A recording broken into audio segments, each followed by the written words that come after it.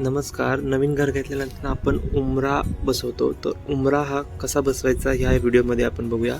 तर आपण सर्वप्रथम हळदी कुंकू, फुलं, गुळ, खोबरं, उदबत्ती, एक दिवा, विड्याची पानं, बेलाचं पान, पंचामृत, विड्याची पानं ही 7 प्रकारची माती घेतलेली आहे आपण. त्याच्यानंतरनं पंचरत्न, चांदीची तार, गोमती चक्र, गुलाब पाणी, 5 फुलांचं पाणी आणि ही तांब्याची एक स्वस्तिक पट्टी घेतलेली आहे आपण.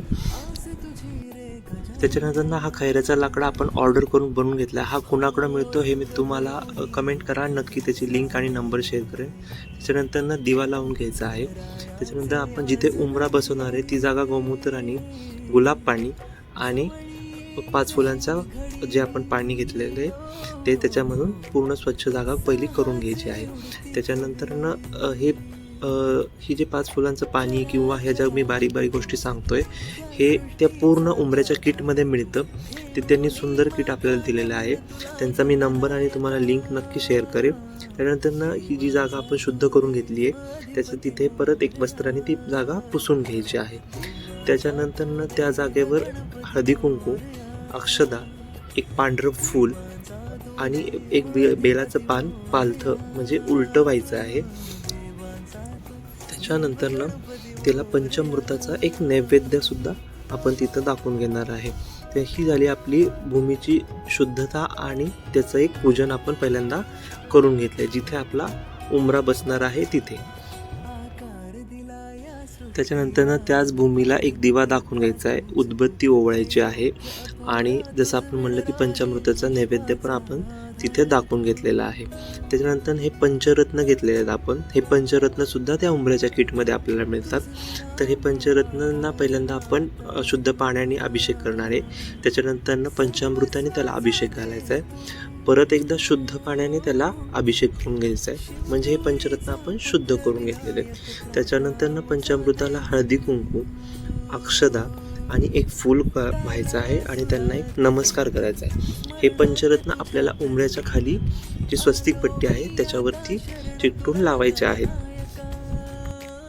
ही स्वस्तिक पट्टी आपण घेतलेली आहे ती पण त्या किटमध्येच मिळाली आहेत. तर त्याच्या खाली उंबऱ्याच्या खाली असा खड्डा पण त्यांनी स्वस्तिक पट्टीसाठी आणि चांदीच्या तारीसाठी करून दिला आहे. हे असे 5 ठिकाणी आपण पंचरत्न चिकटून घेतले. त्यानंतर चांदीच्या तारेला पण हळदी कुंकू, अक्षदा, एखादं फूल वाहून घ्यायचं आहे आणि त्याच्यानंतर जी स्वस्तिक पट्टी आहे ती आपल्याला उंबऱ्याची अशी जी खाच आहे त्याच्यामध्ये अशी उलटी टाकून घ्यायची जेणेकरून उंबरा सरळ बसल्यानंतर ती सरळ दिसेल. त्याच्यानंतर त्याच्यावरती गोमती चक्र आपण चिटकवलेलं आहे आणि ती खाच आपल्याला अशी ॲब्रो टेपनी किंवा तुमच्याकडे दुसरा कोणताही टेप असेल त्याने तुम्ही ती झाकून घेऊ शकता. ही चांदीची तार पण आपण आता खाचेत घातली. त्याच्यानंतर ही रथाची माती, नदीची माती, घोड्याच्या पायाखालची माती, समुद्रातली माती, राजवाड्याची माती, वारुळातली माती आणि हत्तीची पायाखालची माती, ह्या माती आपण उंबऱ्याच्या खाली आपण टाकून घेणार आहे. ह्या सर्व मात्या मला त्या उंबऱ्याच्या किटमध्येच मिळाल्या आहेत.